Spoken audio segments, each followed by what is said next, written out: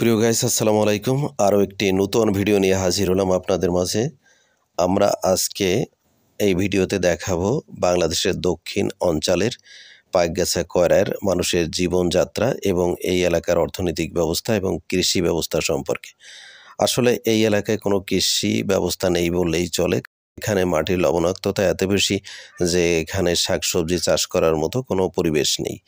এখানে সাধারণত কয়েকটি বাড়িতে আমরা ঘুরে দেখেছি কিছু ধুন্দুল গাছ রয়েছে, লাউ গাছ এবং সামান্য কিছু অন্যান্য উদ্ভিদ রয়েছে। বিশেষ করে এখানে লবণাক্ত মাটিতে যে ধরনের উদ্ভিদ জন্মে যেমন কেওড়া, ওড়া, গেওয়া এবং গোলপাতা এই জাতীয় কিছু গাছ রয়েছে। এছাড়া গাছ নেই বললেই চলে। আর রাস্তার সাইডে আমরা কিছু নিম গাছ দেখতে পেয়েছি, এছাড়া কোনো গাছ নেই।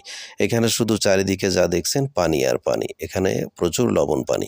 এই লবণ পানিতে সাদা সোনা বলে থাকি যে বাগদা চিংড়ি, সেই বাগদা চিংড়ি চাষ হয়। এছাড়া কিছু অন্যান্য চিংড়ি পাওয়া যায়।